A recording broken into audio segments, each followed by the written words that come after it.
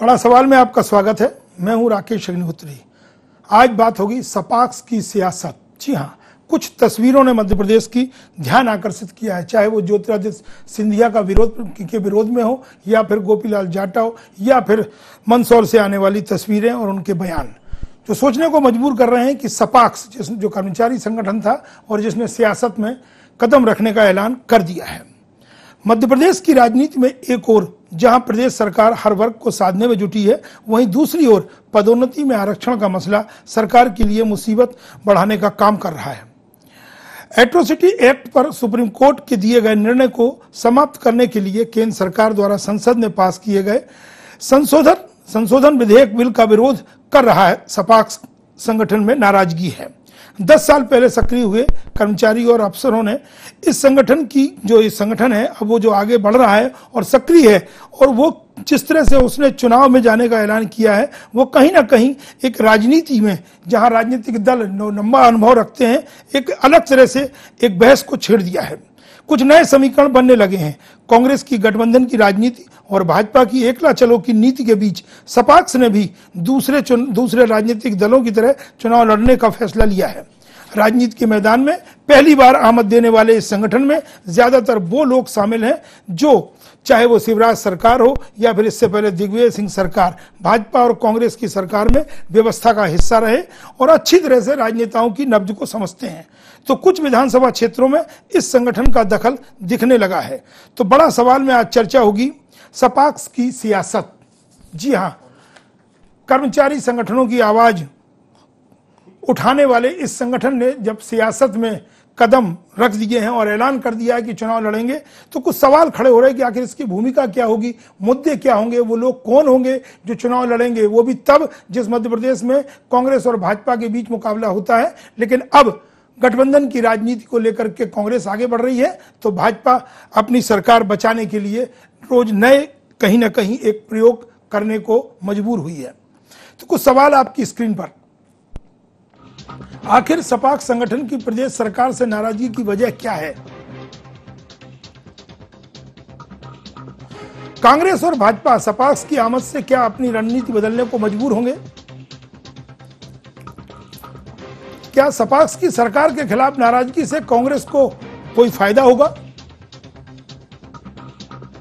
क्या अलग संगठन बनाकर चुनाव लड़ने का मन बना चुका सपाक्स संगठन भाजपा के जाति समीकरण को बिगाड़ेगा? या फिर सही समय आने पर शिवराज सरकार इन कर्मचारियों को कोई बड़ी सौगात देने की कोई संभावना बचती है अभी? आखिर सपाक्स संगठन की प्रदेश सरकार से नाराजगी की वजह क्या है, जो कर्मचारियों की हक की लड़ाई लड़ते हुए अब चुनाव मैदान में जाने का ऐलान कर चुके हैं? तो चलिए इस चर्चा को शुरू करते हैं, सपाक्स की सियासत। और इस चर्चा में शामिल होने के लिए हमारे साथ वरिष्ठ जो पूर्व आईपीएस हैं और सपाक्स के प्रदेश उपाध्यक्ष विजय वाते जी मौजूद हैं स्टूडियो में। सर जी, आपका स्वागत। सपाक्स का सर एजेंडा क्या था और अचानक सियासत में कदम क्यों बढ़ा दिए?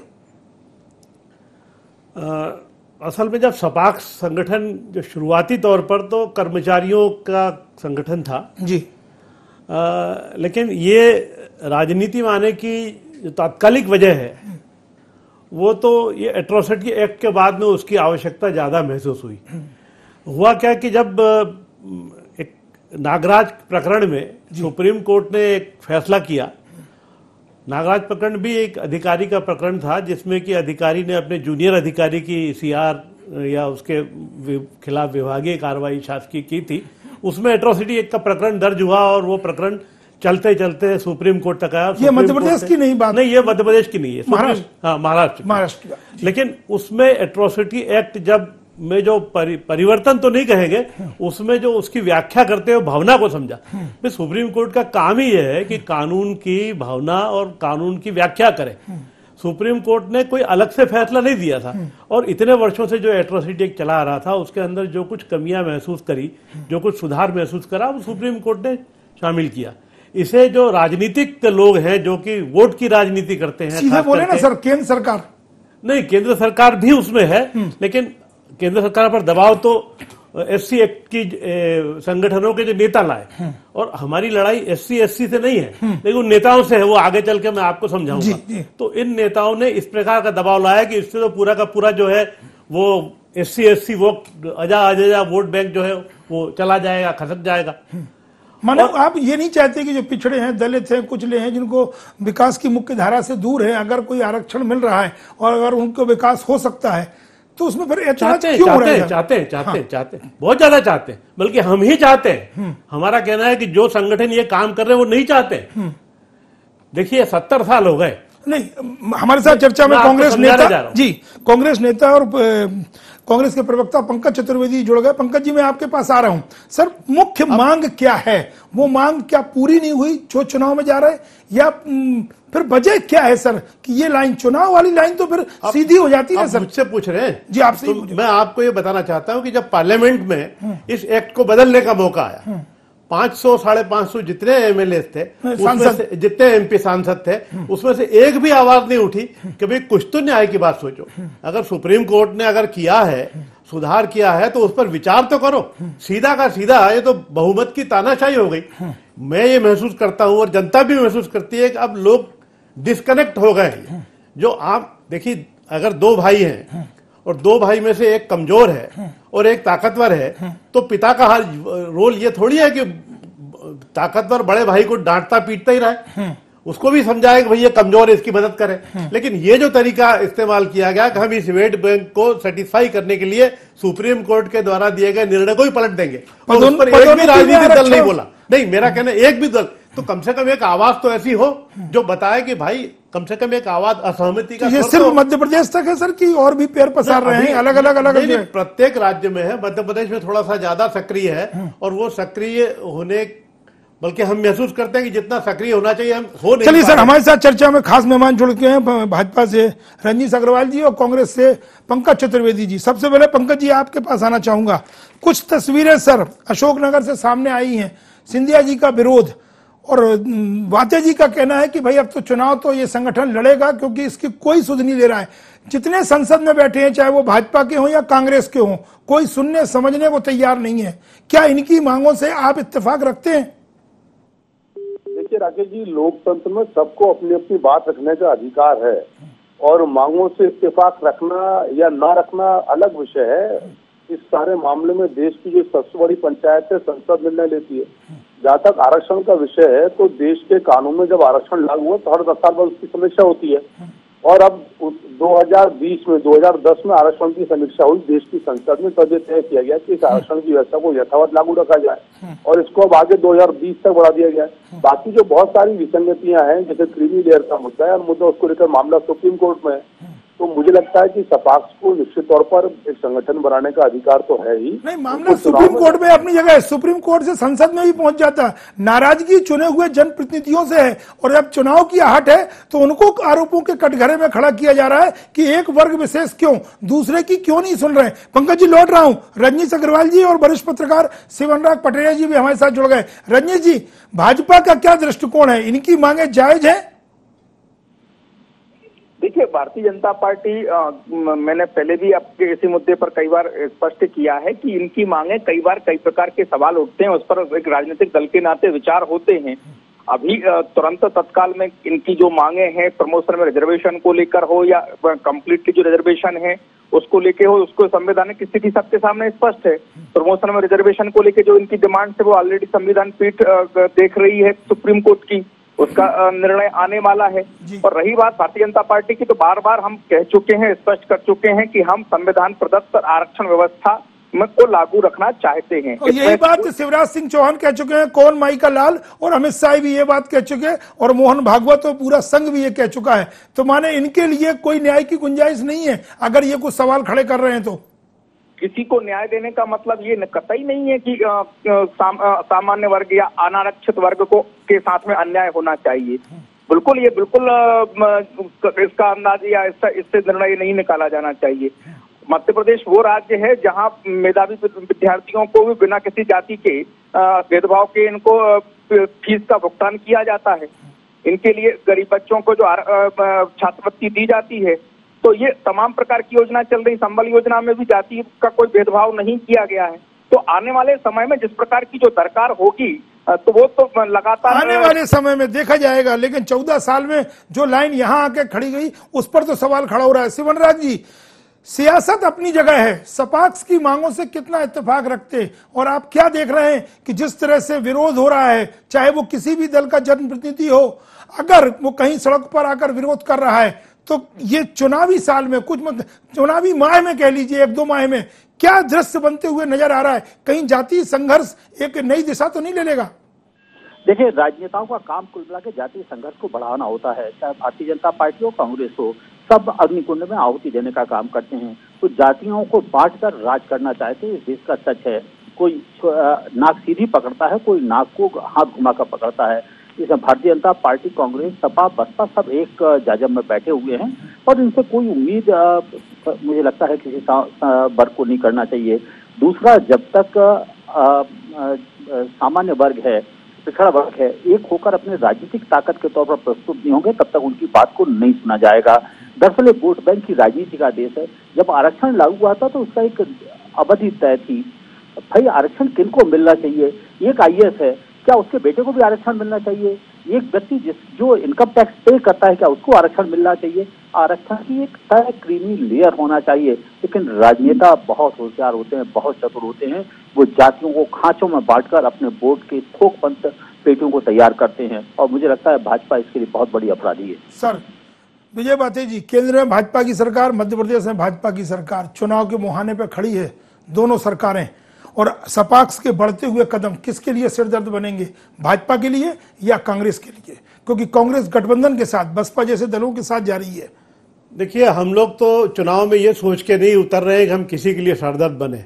हम तो ये चाहते हैं कि हम तो सामाजिक न्याय के लिए सरदर्द की दवा बन के आए। नहीं, नाराजगी निशाने पे कौन है सर? किसको सबक सिखाना चाहते हैं? नहीं, किसी को नहीं सिखाना। हम तो सिर्फ सरकार को या व्यवस्था को बताना चाहते हैं कि अब आप विचार जनमानस को समझिए जी, जनमानस को समझिए। ये जो डिस्क अभी जो हो रहा है, जैसे कई स्थानों पे, बराही नाम का एक गांव है कटनी के पास, कहाँ अचानक स्वस्फूर्त हो रहा है। इसको क्यों नहीं समझ रहे राजनीतिक दल? मेरी समझ में नहीं आता है। हम लोग कि वहां तक पहुंच नहीं है, सपाक्स के लोग वहां नहीं पहुंचे, लेकिन कई बार कई स्थानों पर इस प्रकार से लोगों में गुस्सा है और ये गुस्सा अपने आप फट रहा है। ये शुरुआत है, इसको समझने की जरूरत है। इसको समझने की जरूरत है और ये गुस्से को हम लोग चैनलाइज करना चाहते हैं, इसको राजनीतिक बना करके इससे ये चाहते हैं कि इससे ये गुस्सा बिगड़े नहीं, अन्यथा स्थिति ज्यादा खराब हो सकती है। क्योंकि लोग एट्रोसिटी एक्ट खास करके, जब एट्रोसिटी एक्ट को बदल लिए, आप हर मामले में कहते हैं कि न्यायालय जो कहेगा वो मानेंगे, हर मामले में, लेकिन इस मामले में आप न्यायालय के निर्णय को पलट देते हैं। तो आप कहीं ना कहीं तो लोग इस बात को समझते हैं। अब सवर्ण, और देखिए 70 वर्षों से जो लोग आरक्षण प्राप्त करते रहे, उनसे, उनके प्रति भी अब इन SC/SC वर्ग में नाराजगी है। किस बात की? क्यों नाराजगी है? इसलिए नाराजगी है कि भाई उन्हीं को लाभ मिल रहा है। जो आदमी आज से 70 साल पहले जूता सिलता था, वो आज भी जूता सिल रहा है। और जो बड़े बड़े पदों पर पहुंच चुके हैं, उनके ही खानदान के लोग आगे बढ़ते चले जा रहे हैं। चाहे वो राजनीति हो, चाहे वो राजनीति हो, चाहे सिनेमा हो, चाहे कहीं भी हो। तो वो इसका फार्मूला क्या हो सकता है सर? आर्थिक आधार? फार्मूला है कि एक व्यक्ति को एक बार आरक्षण मिले जी। अगर एक बार आरक्षण मिलता है, वो एक बार आ गया तो फिर अब वो सामान्य के बराबर आ गया, अब अपने परिवार तो को कुल आगे मिला के सर, चुनाव में जाने में, चुनाव लड़ना एक अलग मकसद होगा, किसको हारना, किसको जीतना। लेकिन आप जनमानस को सोचने को मजबूर करना चाहते हैं कि अगर व्यवस्था में बदलाव की आवश्यकता है तो राजनीतिक दल, खासतौर से जो जिम्मेदार पद, मतलब सरकार में बैठे हैं, वो सोचे। पंकज जी, देखिए, हम चुनाव में जाएंगे तो ये सोच के जाएंगे कि हम जीते हैं, और हम ये निश्चित रूप से कहते हैं कि चाहे पारंपरिक रूप से हम शक्तिशाली न हो, लेकिन जनता की भावनाओं के साथ हम हैं। ज्यादा दोषी कौन है सर, भाजपा या कांग्रेस? मैं ये कहूंगा कि सभी दोनों ही हैं, बराबर हैं, और दोनों से निपटना है जी, दोनों से निपटना है। ये उनको बताना है कि भाई हमारी भावना समझो, हमारे अनुकूल का अगर हम जो मांग रखते हैं वो रखें तो हम संगठन बंद कर देंगे। तो सर वो कौन सी सीटें होंगी? अगर आरक्षित सीटों पे चुनाव लड़ेंगे तो फिर आरक्षित पे भी हमारे हाथ लोग हैं। मैं आपसे यही तो कह रहा हूं कि जो सपाक्स के लोग, मतलब जो अजा के लोग हैं, वो भी हमारे साथ है, क्योंकि वो भी अपने नेताओं से तंग आ चुके हैं। ये बताना चाहता हूं। जो शिवमराज जी कह रहे हैं वो सच है कि ये सब सियासत है, संगठन नहीं है। हमारे पास अजा के लोग हैं जो आरक्षण। चलिए पंकज चतुर्वेदी से जानना चाहेंगे। पंकज चतुर्वेदी जी, जो बात निकल के आ रही है कि भाई जो संपन्न है, एक से ज्यादा बार आरक्षण का पूरा लाभ ले रहा है, खानदानी तौर पर ले रहा है, आर्थिक तौर पर जो कमजोर हैं, कांग्रेस क्या सोचती है सर? क्योंकि उस सदन में कांग्रेस भी थी जहां पर संशोधन पास हुआ। देखिए, कांग्रेस का रुख बहुत स्पष्ट है राकेश जी, कि अभी भी देश में बहुत सारे ऐसे लोग जो आरक्षित वर्ग के हैं वो पीड़ा और प्रताड़ना के शिकार हैं। और जहाँ तक एक बार आरक्षण का लाभ या जिनको आरक्षण का लाभ अनेक बार मिल चुका उनको मिले या ना मिले, ये मामला तो सुप्रीम कोर्ट में विचाराधीन है, जिसको हम क्रीमी लेयर कहते हैं, जो सिद्धांत ओबीसी पर लागू है। तो ओबीसी के मामले में क्रीमी लेयर का सिद्धांत लागू, जब देश के सर्वोच्च न्यायालय में ये मामला वाद लंबित है और वहाँ पर फैसला होना है, तो जो सर्वोच्च न्यायालय का फैसला राकेश जी वो सबको स्वीकार होगा। पर कांग्रेस की कहाँ स्वीकार होगा सर? संसद में तो आ गए ना, सुप्रीम कोर्ट के आदेश के बाद ही तो सब नाराजगी तो वहीं से शुरू हो रही है ना, विजय बाते जैसे लोगों की। कि कांग्रेस भी वहां विपक्ष की भूमिका में चुपचाप बैठी रही, किसी ने कोई विरोध नहीं दर्ज कराया या कोई मशवरा नहीं दिया कि कोई और रास्ता निकाले। राकेश जी, नाराजगी तो इस बात को लेकर है कि आरक्षण का लाभ बार बार नहीं मिले, जो बात बाते साहब ने कही कि जिसको एक बार लाभ मिल गया दोबारा लाभ नहीं ले, जिसको हम परिचित भाषा में क्रीमी लेयर कहते हैं, जो ओबीसी के लिए लागू है, तो उसी का बात तो सुप्रीम कोर्ट में है। अब सुप्रीम कोर्ट तय कर लेगा, जो सुप्रीम कोर्ट तय करेगा वो सबको मान्य होगा, ये मेरा निवेदन है। और दूसरा, कांग्रेस जो मैंने आपसे आग्रह किया कि कांग्रेस पार्टी का रुख बहुत स्पष्ट है कि जो संविधान सम्मत व्यवस्था है वो व्यवस्था लागू हो। देश का संविधान आज की तारीख में ये कह रहा है कि आरक्षण लागू होना चाहिए और आरक्षण की समीक्षा 2020 में होना चाहिए। लगता नहीं है कि सवर्ण में नाराजगी फैलेगी कांग्रेस से कुछ उम्मीदें अगर वो रखती है तो? जी राकेश जी, कांग्रेस से कुछ उम्मीदें रखती है अगर सवर्ण वर्ग, तो उनको कहीं नाराज तो नहीं कर रही कांग्रेस? देखिए राकेश जी, कांग्रेस पार्टी तो देश के सभी वर्गों और वर्णों का और रंगों और जातियों धर्मों का सबका मान सम्मान करती है।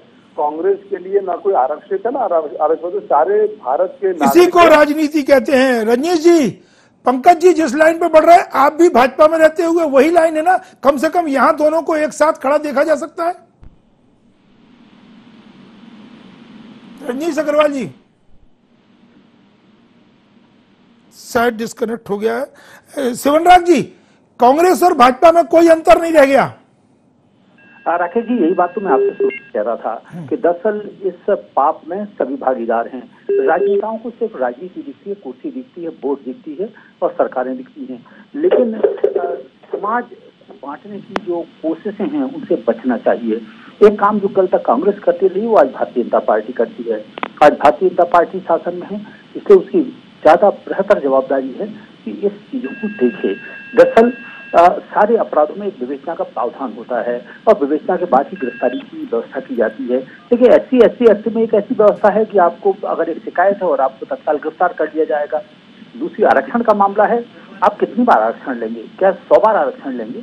एक बार लीजिए, 2 बार।